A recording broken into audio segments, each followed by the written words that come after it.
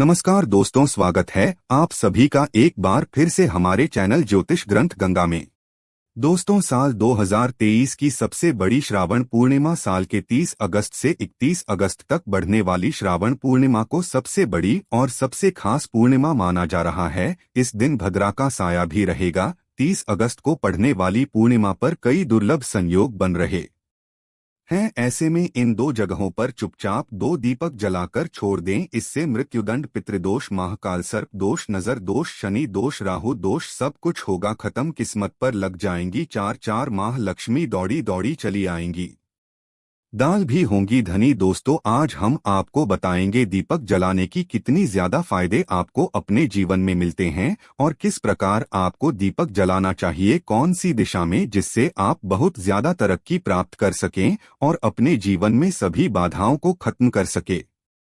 सबसे पहली बात तो आपको ध्यान में रखनी चाहिए कि अपने घर के मंदिर में रोजाना ही आपको दीपक जलाना चाहिए। तभी भी ऐसा नहीं होना चाहिए कि आपने दीपक जलाया हो, क्योंकि घर के मंदिर में रोजाना दीपक जलाना बहुत ही जरूरी होता है। इसी से आपके घर से सभी निगेटिव एनर्जी बाहर निकलती है। अगर आप कोई भी दीपक तक नहीं जलाते हैं घर के मंदिर में या फिर अपने घर में शाम के समय, तो इससे आपके घर का वातावरण बहुत ज्यादा निगेटिव तो होता ही है। आपके घर की परेशानी भी बहुत ही ज्यादा बढ़ने लगती है। घर का मुखिया होता है, उसे बहुत ज्यादा ही मेहनत करनी पड़ती है। इसकी वजह से परेशानी, डिप्रेशन और टेंशन में घर का मुखिया पहुंच जाता है। शाम का समय हिंदू धर्म में बहुत ही ज्यादा महत्वपूर्ण माना जाता है और जो लोग शाम के समय कभी भी घी का दीपक या फिर तेल का दीपक अपने घर में नहीं जलाते हैं तो उनके घर में हमेशा ही मुसीबत बनी रहती है। यानी कि एक मुसीबत से निकलते हैं तो दूर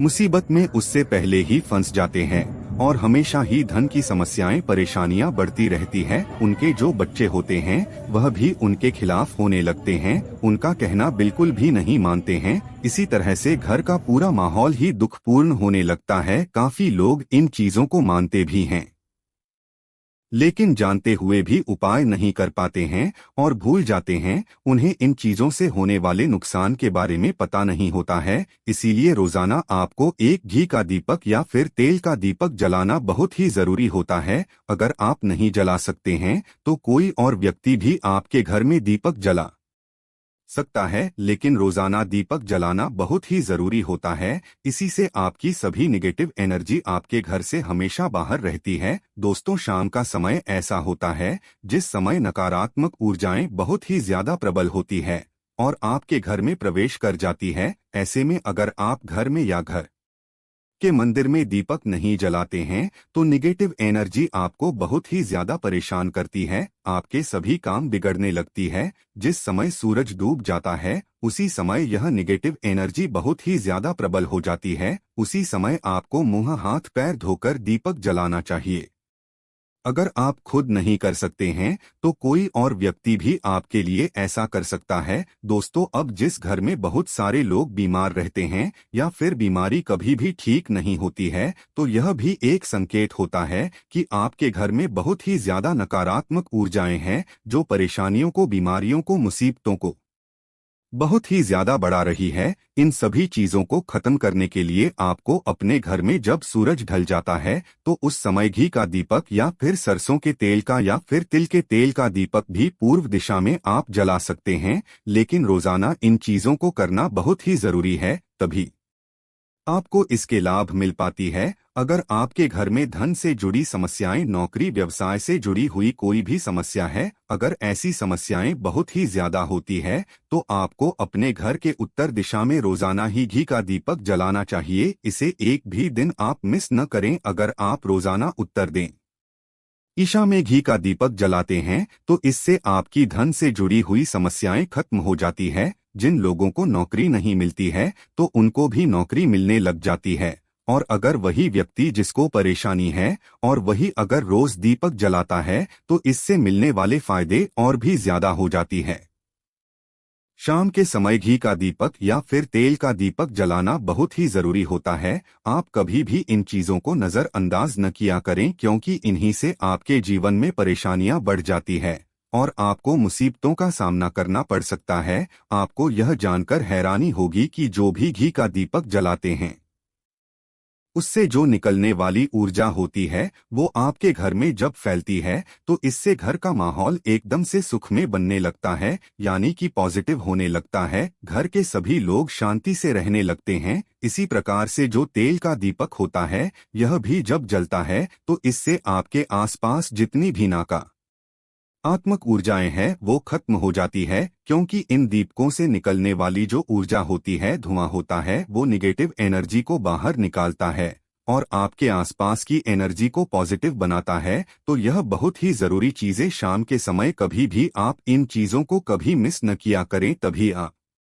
अपने जीवन में सफलता पा सकते हैं और आपकी जितनी भी मनोकामनाएं वह भी पूरी होती है। दोस्तों, हम अपने घर के पूजा घर में पूजा पाठ करते हैं और मूर्ति आदि रखते हैं। दोस्त, मूर्ति का क्या महत्व होता है, आज हम आपको इस वीडियो के माध्यम से बताने वाले हैं। जिस घर की पूजा घर में एक साथ यह दो मूर्ति होती है वहां पर बनता है राजयोग और दुनिया आपके कदमों में आ जाती है। कहने का तात्पर्य यह है कि आपको सर्व सुख प्राप्त हो जाता है, जिसकी आपने कल्पना की है, जिसकी आपने मनोकामना मांगी है। दोस्तों, घर के पूजा घर में हम पूजा करते हैं, पूजा पाठ करते हैं और पूजा पाठ के माध्यम से कुछ चीजें देखने और मनाने आदि का प्रयत्न करते हैं ताकि हमें उस पूजा का फल प्राप्त हो जाए और हम उसी अनुरूप घर के अंदर मूर्ति आदि लगवाते हैं ताकि हम उन देवी देवताओं का सुंदर मुख देख सके और उनका आशीर्वाद प्राप्त कर सकें।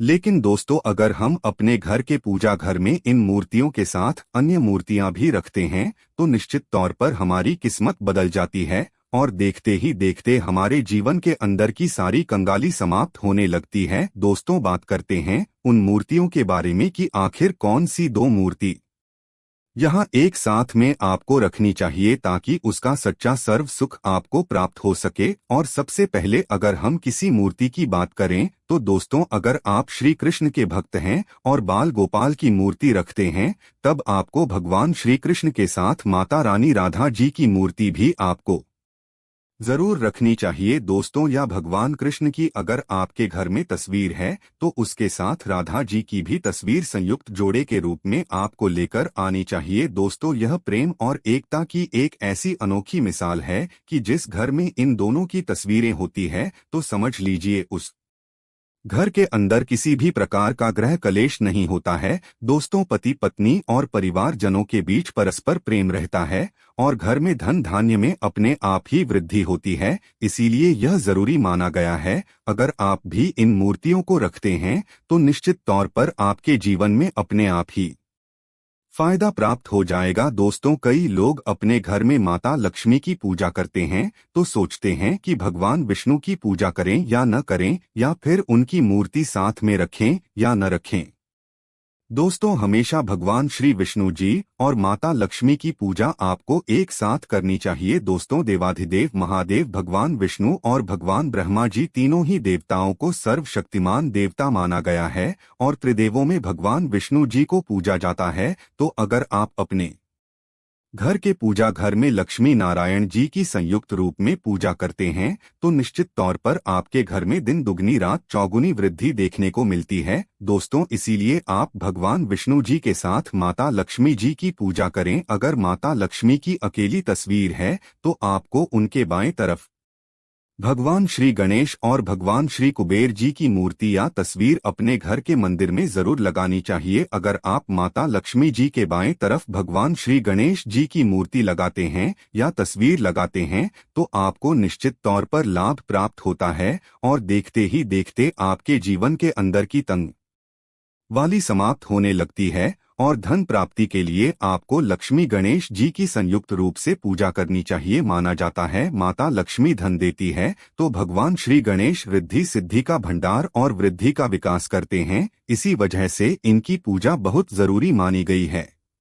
कई लोग पूछते हैं कि अपने घर में हनुमान जी की तस्वीर या मूर्ति रखी या न रखें, या उनकी पूजा करें या न करें। दोस्तों, आपको निश्चित तौर पर हनुमान जी की अन्य देवी देवताओं के साथ में भी आप मूर्ति या तस्वीर रख सकते हैं। किसी प्रकार की कोई दो राय नहीं है कि आपके ऊपर हनुमान क्रोधित होंगे या नहीं होंगे दोस्तों। इसके अलावा आप प्रभु श्री राम की तस्वीर भी अपने घर के पूजा घर में रखते हैं तो आप हनुमान जी की तस्वीर रखें या न रखें, हनुमान जी के निर्मित किसी भी प्रकार की पूजा पाठ करना हो तो आप प्रभु श्री राम से कहीं दोस्तों। भगवान श्री राम के प्रिय भक्त हनुमान हैं और निश्चित तौर पर आपको उतना ही आशीर्वाद प्राप्त होता है जितना कि आपको हनुमान जी की मूर्ति या तस्वीर का पूजन करने से होता है। या फिर आप क्या करें, श्री राम दरबार की तस्वीर अपने घर में लेकर आए और श्री राम दरबार की तस्वीर का पूजन करें या उनकी मूर्ति या उनके किसी प्रकार की कोई आपके पास है तो आप उनका पूजन करें।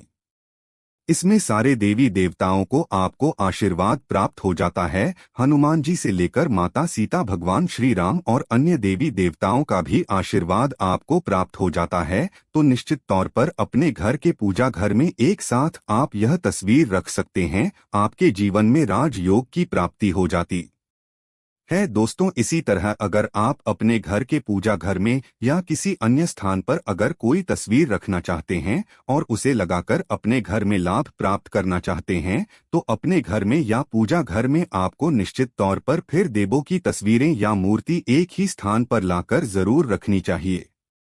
ब्रह्मा, विष्णु और महेश, इन तीनों की संयुक्त रूप से इनकी एक साथ तस्वीर अपने घर के मंदिर में या अपने घर में कहीं भी लाकर रख देनी चाहिए। माना जाता है कि इन तीनों देवताओं के एक साथ दर्शन करने मात्र से हमारे बड़े से बड़े बिकने और बड़े से बड़े कष्ट ऐसे ही समाप्त हो जाते हैं। इसी वजह से इन तीनों की एक साथ में तस्वीर या मूर्ति लाकर आपको पूजा जरूर करनी चाहिए। दोस्तों अब बात करते हैं कि कुछ ऐसी तस्वीरें होती हैं या ऐसी मूर्तियां होती हैं जिनको आपको अपने घर के पूजा घर में स्थान ही नहीं देना चाहिए। अगर आपने इन तस्वीर या मूर्ति को अपने घर के पूजा घर में स्थान दिया है तो समझ लीजिए कि आपको कंगाली का सामना करना पड़ेगा या फिर देवी देवताओं के क्रोध का सामना करना पड़ेगा दोस्तों। और एक बात बता दें कि मंदिर में कभी भी विषम संख्या में गणेश जी की मूर्तियां न रखें, जैसे कि 1, 3 या 5 ऐसे रखना अशुभ माना जाता है। 2 मूर्तियों को एक साथ रखना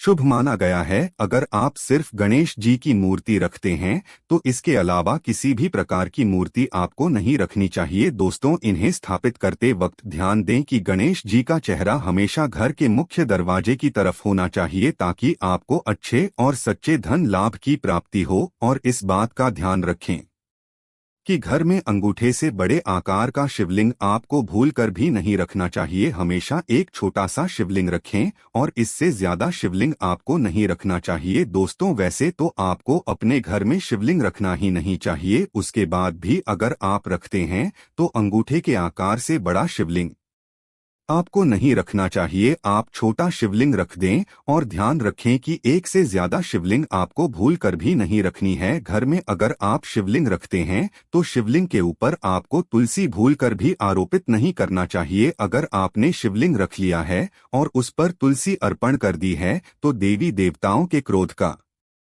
आपको सामना करना पड़ेगा दोस्तों। मंदिर में हमेशा अगर आप हनुमान जी की तस्वीर रखना चाहते हैं, आप हनुमान जी के अनन्य भक्त हैं तो बैठे हुए हनुमान जी की मूर्ति ही रखी। बजरंगबली रुद्र भगवान शिव के अवतार हैं, इसीलिए उनके भी शिवलिंग की तरह ही मूर्ति रखी। साथ ही जो पति पत्नी होते हैं, वैवाहिक जीवन आपने ने स्टार्ट किया है तो हनुमान जी की मूर्ति या तस्वीर अपने कमरे में, अपने बेडरूम में आपको भूलकर भी नहीं रखनी चाहिए, अन्यथा आपको आपके जीवन में कई प्रकार के दोषों का सामना करना पड़ता है दोस्तों। हनुमान जी ब्रह्मचारी है तो इस बात का आपको ध्यान रखना चाहिए दोस्त। राधा कृष्ण की मूर्तियां अगर आप जैसे अपने शयन कक्ष में सोते हैं और वह आपके बैठ के सामने की तरफ रखी है कि जैसे कि आप सुबह उठे और आपको उठते ही पहले उनके दर्शन हो जाएं, तो समझ लीजिए कि आपका जीवन मालामाल होने वाला है। किसी भी प्रकार का कोई दुख, धन की चिंता आपके जीवन में नहीं आएगी दोस्तों। इसी तरह अगर माता दुर्गा की तस्वीर आप अपने घर में लेकर आना चाहते हैं और चाहते हैं कि माता दुर्गा की तस्वीर के माध्यम से आप अपने जीवन में समृद्धि देखें, तो दोस्तों भूलकर भी आपको माता दुर्गा की क्रोधित अवस्था की तस्वीर, जैसे कि महाकाली की तस्वीर या फिर महिषासुर का करते हुए या क्रोधित अवस्था में माता लक्ष्मी की, माता दुर्गा की तस्वीर लाकर आपको उनकी पूजा नहीं करनी चाहिए। दोस्तों, हमेशा शांत और सुंदर मुख वाली तस्वीर ही अपने घर के अंदर लाकर पूजा करनी चाहिए। बहुत ही शुभ और मंगलकारी माना जाता है। दोस्तों, इस बात का ध्यान रखें कि अगर आप अपने घर में मूर्ति रखते हैं तो आपको इनको भूलकर भी टूटे हुए चावल नहीं चलाना चाहिए। बेहतर होगा कि आप हल्दी में चावल को पीला करके ही बहुत चावल चढ़ाएं, लेकिन टूटे हुए चावल आपको भूलकर भी माता लक्ष्मी को या अपने घर में देवी देवता को नहीं चलानी चाहिए। दोस्तों, इसी तरह इस बात का भी ध्यान रखें कि अपने घर के मृत परिजनों या पूर्वजों को मंदिर में स्थापित न करें। ऐसा करना अशुभ माना जाता है, और अगर आप ऐसा लगातार कर रही हैं तो निश्चित तौर पर आपके परिवार के ऊपर दोष लग सकता है और पितरों का भी दोष लग सकता है। पितरों की पूजा एक अलग स्थान पर की जाती है, घर के मंदिर में उनको स्थापित नहीं किया जाता है। दोस्तों, इसी तरह भगवान भैरव की तस्वीर या भगवान शनिदेव की, राहु केतु के, इस प्रकार की तस्वीरें अपने घर में ही नहीं लेनी चाहिए। प्रतीकात्मक रूप से आप घर के पानी रखने के स्थान पर उनकी पूजा कर सकते हैं, क्योंकि इनकी साधना तंत्र मंत्र और विशेष महत्व द्वारा की जाती है। घर के अंदर आप ऐसे ही इनकी पूजा पाठ आप नहीं कर सकते हैं। इनकी पूजा पाठ में अगर किसी प्रकार की कमी रह जाती है तो उनको बहुत ज्यादा क्रोध आ जाता है। इनके क्रोध का आपको सामना करना पड़ता है। इसी वजह से आपको इस प्रकार की तस्वीरें या मूर्तियां अपने घर के अंदर नहीं रखना चाहिए।